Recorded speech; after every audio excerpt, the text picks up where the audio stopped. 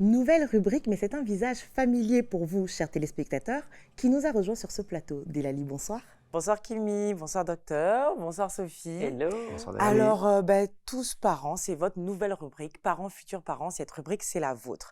Alors, on va parler de parentalité, plusieurs sujets, conseils, bons plans, immersion, de la préconception, en passant par la grossesse, l'accouchement, le post-accouchement, mais aussi l'éducation de vos enfants, je vous dis tout sans tabou. Et aujourd'hui, on va parler de FIV, fécondation in vitro. Qu'est-ce que c'est? Je vous propose de regarder d'abord un petit élément vidéo. La fécondation in vitro, ou FIV, est une manipulation de gamètes qui consiste à reproduire au sein d'un laboratoire la fécondation, mais également le début du développement embryonnaire. Cela se déroule selon un procédé bien rodé. 1. La stimulation. On stimule l'activité ovarienne par des hormones de synthèse pour développer les follicules. 2. Le déclenchement. À maturité des follicules, la patiente reçoit une dernière injection qui va déclencher l'ovulation. 3. La ponction ovarienne. Le recueil des ovocytes se fait en ambulatoire, sous anesthésie locale ou générale. Le sperme est également recueilli. 4. La fécondation. Chaque ovocyte est mis en présence de dizaines de milliers de spermatozoïdes. Ils sont transférés dans un incubateur. Là se produit la fécondation. 5. Le transfert d'embryons. Le ou les embryons sont transférés dans l'utérus de la patiente à l'aide d'un cathéter. 6. La grossesse. La patiente fait un test de grossesse 15 jours plus tard pour voir si l'embryon a réussi à s'implanter. Alors la fécondation in vitro, ça peut paraître un peu comme ça, on ne sait pas trop ce que c'est et on pense que ça n'existe pas en Afrique, mais si, ça existe en Afrique sur notre continent. Il y a des cliniques spécialisées qui aident donc les parents qui n'arrivent pas à avoir de bébé à avoir des enfants de façon médicale. Et voilà, tout ça se passe dans des cliniques et je suis allée en visiter une, la clinique Procréa. Je vous propose de regarder mon immersion là-bas. Cocody, une des plus importantes communes du Grand Abidjan. Le site où est situé le bâtiment d'un tout nouveau centre médico-chirurgical entièrement dédié à la santé de la femme, de la mère et de l'enfant.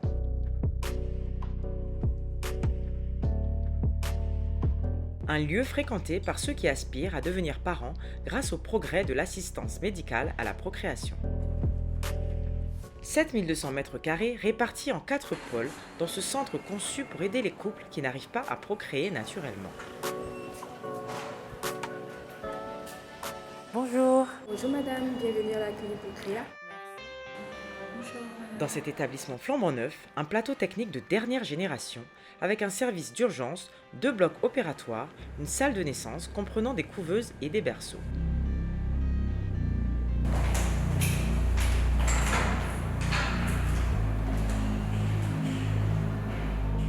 Et derrière cette porte, le cœur du bâtiment, le service d'assistance médicale à la procréation. Là où commencent les premières interventions qui peuvent permettre à certaines femmes de tomber enceintes quand elles n'arrivent pas à devenir mères par les voies naturelles. Mais avant d'entrer, il me faut d'abord enfiler une combinaison médicale qu'on appelle affectueusement ici le pyjama.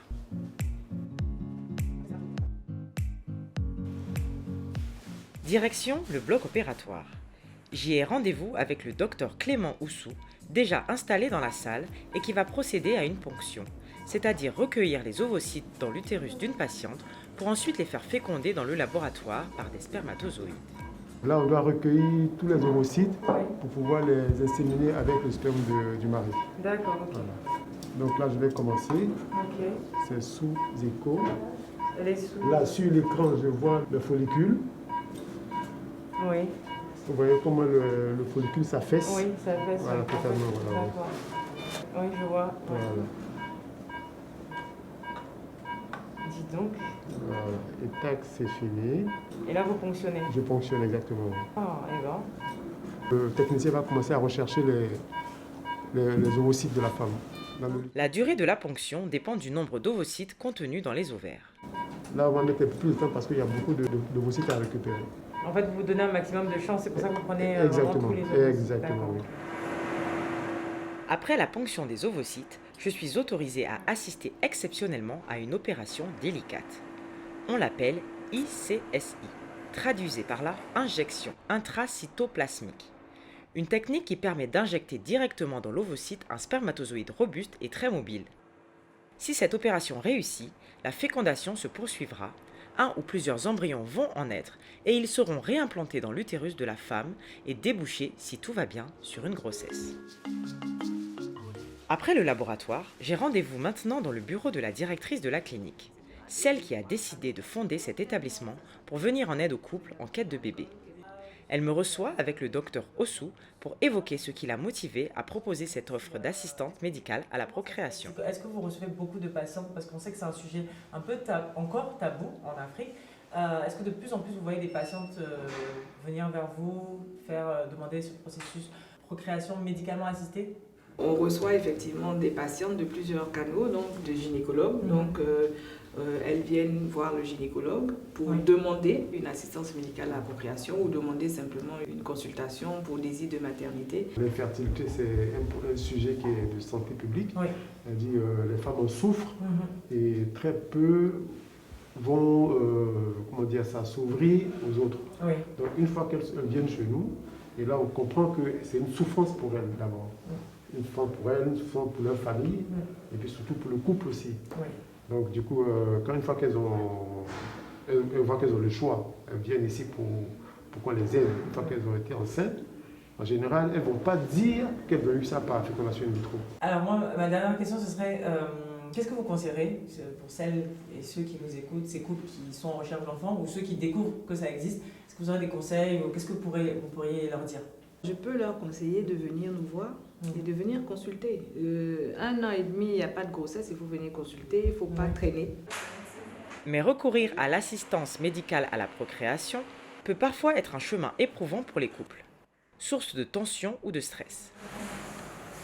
Voilà pourquoi la clinique propose un accompagnement psychologique organisé par le Dr Kadio, la psychologue de l'établissement. Bonjour Dr Kadio, vous allez bien? Ça va bien, merci.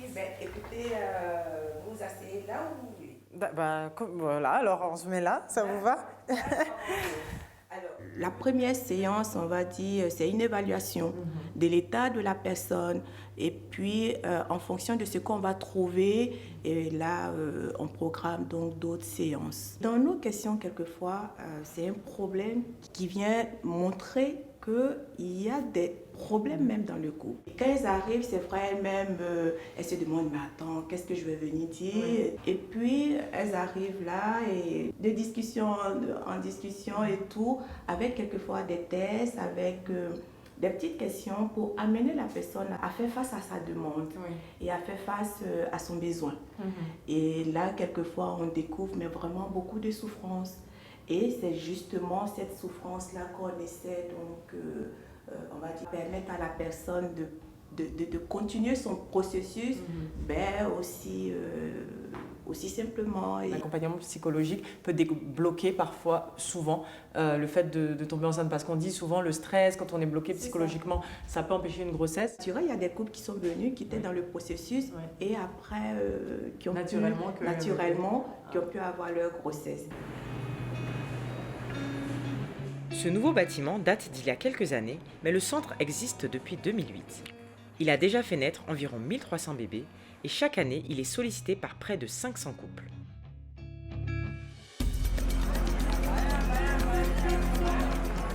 L'un de ces couples a choisi de témoigner à visage découvert. Ils m'ont donné rendez-vous chez eux à Yopougon, la plus grande commune du Grand Abidjan. Oui, c'est qui? C'est Delali. Bonjour. Bonjour madame. Vous allez bien? Oui, je vais bien. Ok, je suis venue vous voir. D'accord. Isabelle et Moussa Ndiaye ont eu 2 garçons, aujourd'hui âgés de 11 et 5 ans, grâce à l'assistance médicale à la procréation. Mais le couple a traversé des périodes difficiles pendant le processus, notamment 2 longues semaines avant de savoir si Isabelle était enceinte. La première grossesse, non. La pression était trop... Et surtout que vous aviez eu le premier échec, Voilà. et là c'était juste la grossesse d'après. C'est en ce moment, il y a eu la guerre en Côte d'Ivoire en 2010. Oui. J'étais enceinte. Ah oui. Donc, Mais imaginez, chaque mois, je faisais tout pour arriver à la carrière procréation. Il y a plein de femmes qui ont perdu leur grossesse. Oui. Plein. Mais nous étions 2 femmes seulement qui avons réussi à arriver à terme. 5 ans plus tard, Isabelle et Moussa ont eu de nouveaux recours à l'AMP pour faire naître leur second enfant. Aujourd'hui, ils veulent faire connaître cette technique médicale qui permet de faire des bébés par des voies autres que naturelles et lever les tabous qui l'entourent. J'en parle à celles qui ont un problème d'enfant. Sinon, je ne me suis jamais assise pour causer de ça avec quelqu'un qui gagne son enfant naturellement parce que la personne ne va pas comprendre l'importance. Mais plusieurs femmes qui étaient dans le même problème que moi, en tout cas, elles sont allées aussi à la clinique Procréa. Mais comme elles aiment rester dans l'anonymat, sur le Facebook, quand Clinique Procréa fait des publications et puis je commente, on me dit, madame, vous êtes sûre que c'est elle la clinique Procréa, vous avez eu des enfants? J'ai dit oui, juste à 2 enfants. On dit, vous êtes sûr? J'ai dit, mais je suis sûr. Si vous voulez venir chez moi, je vais vous montrer mes bébés. Avant de prendre congé du couple Ndiaye, j'ai la chance de rencontrer son dernier né de retour de l'école. Ça va.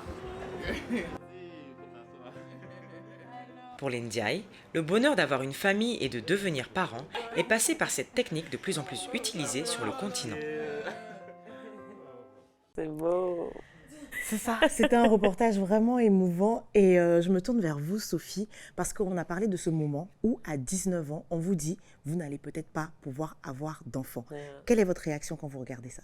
Bah, je suis émue d'autant plus que, bah, vu mon âge, on m'a fait comprendre que ce serait important, si j'ai pas encore d'enfant, aujourd'hui de faire freeze my eggs, comme on dit. Congeler, Voilà, congeler voilà. Et de voir que ça se fait en Afrique et qu'on n'a pas besoin de forcément aller jusqu'en Europe ou aux États-Unis pour avoir recours à cette procédure et en plus il y a des résultats, parce que là c'est des enfants de 11, 10, 11 ans. Non, franchement, je suis émue, je suis heureuse de savoir que ça y est, sur notre continent et dans notre région, on va dire, d'Afrique, parce que c'est là que je voyage souvent, que je travaille et tout. On a ce genre de centre, c'est très positif, ça donne beaucoup d'espoir. Donc, vraiment, non, moi, je suis émue. Et je suis très contente, merci, Delali, de partager ça. Je pense qu'on n'en parle pas assez. Et surtout dans notre génération, aujourd'hui, c'est important. So, thank you, thank you. Delali, on l'a vu dans le reportage, une psychologue donc, prend en charge les patientes avant, mais est-ce qu'il y a un suivi après? Oui, il y a un suivi après parce que en fait, beaucoup de femmes ont besoin parce on leur a dit qu'elles ne pouvaient pas avoir d'enfant. Elles se retrouvent avec un enfant fait par la science. Certaines pensent ou on leur dit, c'est pas vraiment. Elles se posent même la question, est-ce que c'est mon enfant? C'est vraiment mon enfant? Donc il y a un suivi important après la naissance de l'enfant qui est fait avec la psychologue de cette clinique, effectivement. En parlant de l'aspect psychologique et en parlant aussi d'infertilité, dans nos sociétés habituelles, la charge de l'infertilité dans le couple, ça repose principalement sur la femme. Si un couple n'arrive pas à avoir d'enfants, après 2 ans, 3 ans, 4 ans, 5 ans de mariage, on commence à traiter la femme de tous les maux. Alors qu'il faudrait savoir qu'en réalité, en rapport avec l'infertilité, le problème vient 30% de l'homme, 30% de la femme, 30% les deux ont un problème et 10% c'est une cause inconnue. Donc il faudrait vraiment qu'on arrête de stigmatiser les femmes en disant que voilà, c'est à cause d'elles et tout. Et il faudrait que tout le monde aille faire des examens, aussi bien l'homme que la femme, et afin de pouvoir tout tirer au clair et qu'ils comprennent aussi qu'en termes d'infertilité, en Afrique, on arrive vraiment à avancer et il y a de l'espoir. Oui, Merci c'est ce que le docteur beaucoup, Kadio docteur. disait, qu'il faut consulter dès que le plus tôt possible, en fait, pour savoir, parce qu'on peut découvrir comme ça des problèmes d'infertilité quand on y va très tôt, quand on consulte très tôt. On en parle là comme ça, mais c'est un fléau. Et le suivi psychologique que certaines femmes doivent avoir, ça vient aussi de là, ça vient de tout ce Toute que... cette pression. Mais et la méchanceté de d'autres femmes dans la famille ou dans la belle famille qui mettent tout ce poids, cette pression et cette faute sur ces femmes-là. Non, quoi. Donc, c'est bien. Merci, docteur, d'en parler parce que moi, j'apprends quelque chose. Et aujourd'hui, je sais comment je peux défendre une sister. On a parlé de beaucoup de choses, mais pas forcément du coût. Delali, quel est le coût finalement pour avoir recours à l'AMP? C'est plusieurs millions de francs CFA pour avoir recours à l'AMP, mais comme Madame Ndiaye le disait, on l'a pas vu dans l'élément, mais elle disait qu'un enfant, ça n'a pas de prix, qu'il y en a qui investissent dans des sacs, des bijoux, je sais pas, Des plein de cheveux, choses, des cheveux, voitures, etc. Des sommes souvent à plusieurs millions. Et ben elle a décidé de le mettre pour avoir un enfant parce qu'elle voulait un enfant à tout prix. Et visiter cet endroit, c'est des professionnels professionnels qui sont spécialistes de la fertilité depuis plus de 14 ans. C'est des techniques très, très pointues. Ça demande de l'argent, Des effectivement. moyens, absolument. Des moyens. Donc, moi, tout est relatif en question de coût. Je trouve que ça a son prix. Pour moi, un enfant n'a pas de prix. Et si on peut y arriver, si ça peut permettre à des familles d'avoir, d'accéder à ce bonheur, d'avoir des enfants s'ils le souhaitent, et de passer par ça, de se dire qu'aujourd'hui, c'est possible en Afrique, moi, c'était important d'en parler et de lever le tabou là-dessus. Ça reste des enfants comme tous les autres enfants. Les enfants FIV, c'est des enfants comme tous les autres. Voilà. Les enfants FIV, c'est des enfants comme tous les autres. C'est ça.